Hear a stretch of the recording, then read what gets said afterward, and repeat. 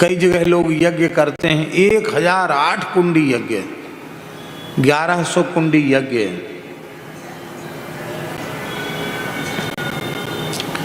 फिर जजमान खोजते फिरते हैं कि 1100 कुंडे के लिए जजमान मिले। और यजमान की पात्रता ये नहीं है कि वह कुलीन द्विजाति होना चाहिए, ये उसकी पात्रता नहीं है। उसकी पात्रता ये है कि प्रधान कुंड की बोली इतनी है, अन्य कुंड की बोली इतनी है।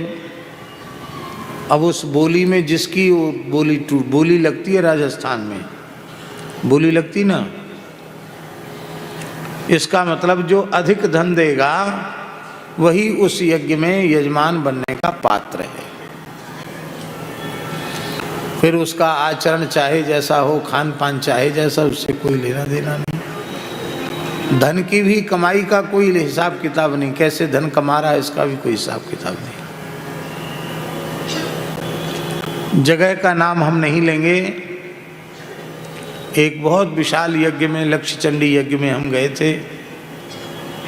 उस यज्ञ का जो प्रधान यजमान था वही हमको गाड़ी से कथा स्थल पर ले जाता था और कथा स्थल तक पहुंचाता था। रोज आग्रह करता कि हमारे यहाँ पधरावनी। मैंने कहा भाई समय नहीं है। बहुत आग्रह किया तो एक दिन गाड़ी ले गया। दिन में कथा होती थी, कथा के बाद बहुत आग्रह किया, कुछ खा लो, कुछ पी लो, जल ही पी लो, गंगा जल पी लो, फल खा लो। मैंने कहा अभी अभी कथा बोल के आए, गला गर्म है, थोड़ी देर नहीं कुछ खाएंगे, अभी हमको जल्दी से वहाँ पहुँचा दो, क्योंकि वहाँ पहुँच कर के और भी कुछ काम करना है। फिर संत लोग प्रतीक्षारत हैं, प्रसाद लेना है। वो पहुँचा दिया उन्होंने। उसे बहुत खराब लग गया। उसने कहा कि महाराज जी क्या बात है, आप नाराज़ हैं मुझसे? नहीं, बिल्कुल नाराज़ तो बिल्कुल नहीं है। फिर आपने इतना आग्रह करने पर भी कुछ नहीं लिया।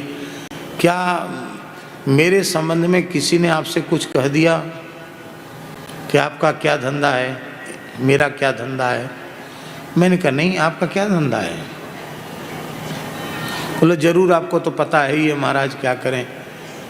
इस पूरे क्षेत्र में, प्रांत में शराब का सबसे बड़ा ठेका हमारा ही है। कितने संभाग बताए, उसमें हमारी काम है, इसी का काम है। तो कई बार ठाकुर जी भीतर बैठकर रक्षा करते हैं।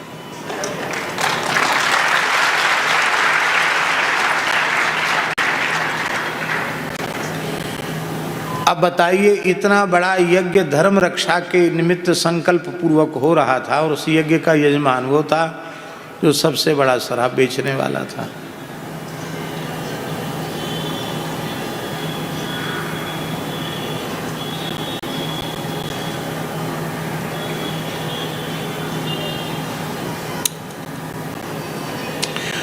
एक 1000 कुंड, 1100 कुंड, कितने कुंडों में आहुति ही नहीं पड़ती है। कंडा लकड़ी डाल करके धुआं कर देते हैं। बाजार का घी होता है। अरे भाई, कुंड, यज्ञ कुंड बनता है महंत जी, यज्ञ कुंड बनता है तो उसकी विधि है। उसमें यूका लिक्षा तक की भी वेदिका में अंतर नहीं होना चाहिए। फिर कहाँ तक उसको वेदिका को भरना चाहिए, भरेगी नहीं वेदिका।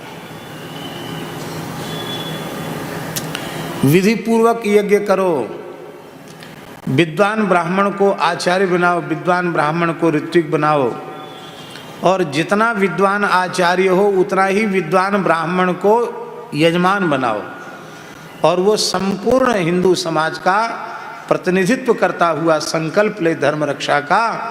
तो 1000 कुंडी यज्ञ से जो लाभ नहीं होगा वो 1 कुंडी यज्ञ से लाभ होगा।